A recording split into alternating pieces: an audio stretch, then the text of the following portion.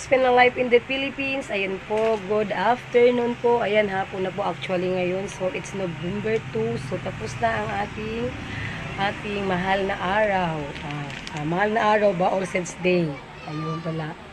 So, ayan guys. So, busy ang ating kasari lately. So, 2 days po yata kung hindi nakapag-update sa aking mga paninda. Pero, nakapag-COD po tayo ng 2 days na yun. So, ang pina-COD ko po, nagpa-COD po ako sa Prince today. Ayan po, dineliver na po nila ang aking mga COD sa halagang 6,000 plus lang. Actually guys, marami po sana ito. Kaso lang, marami pong lacking. Kaya po, kunti lang po ang available na mga stock na i-deliver ng ating Suking Sari-Sari Store o Department Store na ating pina-COD today. At kahapon po guys ay nagpa-COD din po tayo, nagpa-deliver din po tayo ng ice cream. Kasi wala na pong ice cream guys. So, ayan po, nagpa-deliver po ako. So, puno na naman ang ating ice cream. Meron na naman tayong klaseng ice cream. So, ayan, Selecta ice cream po ang ating paboritong ice cream sa tag-init. Ayan, it's been a life in the Philippines. Ayan, happy viewing mga kasari. Until next time. Ayan, i-unbox na po natin ang ating pinamili guys. Ay, pinasi-COD pala. I mean, ito guys. Oh, taas na yung ating mga sardinas dahil wala pong ulam, pero masarap po ang sardinas guys. Kaya pinamihan natin dahil tayo rin po ay kukonsumo ng pag-ulam ng sardinas pag wala tayong budget. Okay, so pinamihan na natin ang sardinas guys. Yan guys. Miga! Ang ating makulit na anak, si Mia, si Vinska.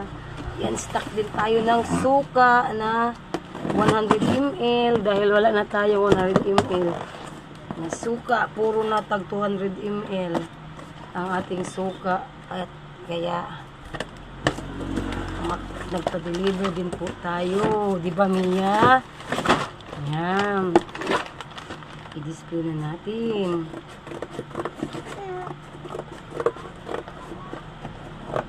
Yan. Lagay natin sa ilalim. Yan o. Yan. Dito ang suka. A day in my life as a small business owner.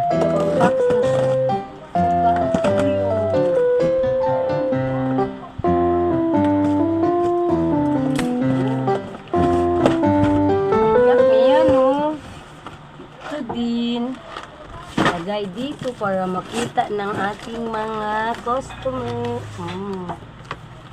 Yan. Tapos, ito ang mga tingi-tingi na mga lacking na shampoo guys. Yan. Oops.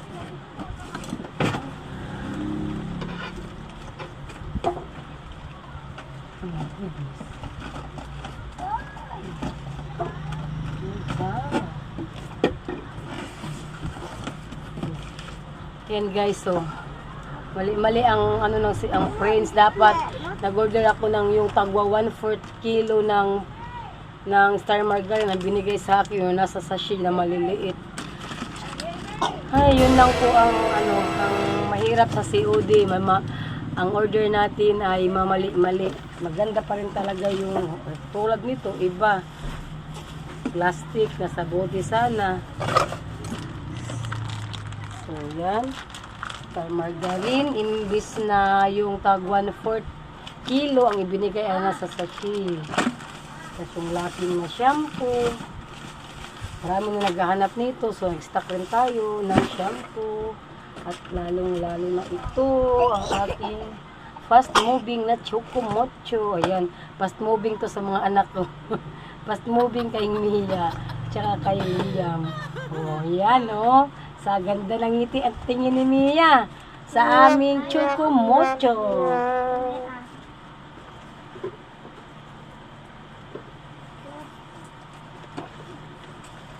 Meron tayong tin box ng Chocomucho. 1, 2, 3, 4, 5, 6, 7, 8.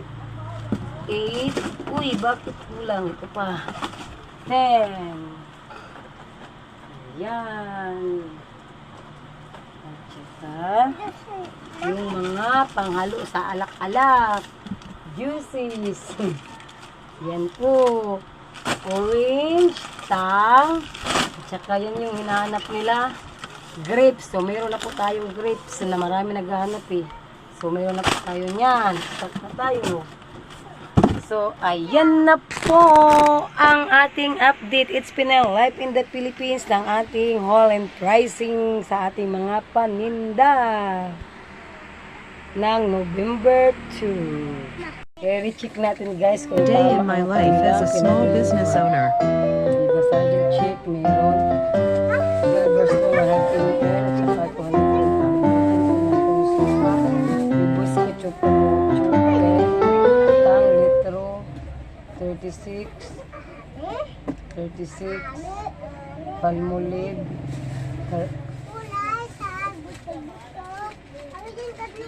grapes up, pineapple, margarine, tang orange, at saka Mama's Love. So, yan lang guys, yung mga pinasi-OD ko, marami to eh. May mga curls pa na bandol-bandol, at saka yung ibang mga items na mga dilat na ulit. Yung mga meatloaf, beef loaf, mga corned beef, ganyan, wala yung Lucky 7. So, maraming laking sa akin pinasi-OD. So, bukas na naman guys dahil wala, so kailangan ko na namang bilhin yung bukas at maghanap ako sa ibang suki kong supermarket na mabibilhan kasi hindi pwede guys na mag-antay tayo kung kailan ang price magre-restock dahil malulugi po tayo. So kailangan natin maghanap ng ibang tindahan kung saan po tayo makakabili ng mga laking na paninda na wala sa akin. So thanks for viewing. It's Pinel Life in the Philippines. Happy viewing. Happy selling mga kasari. Until next time.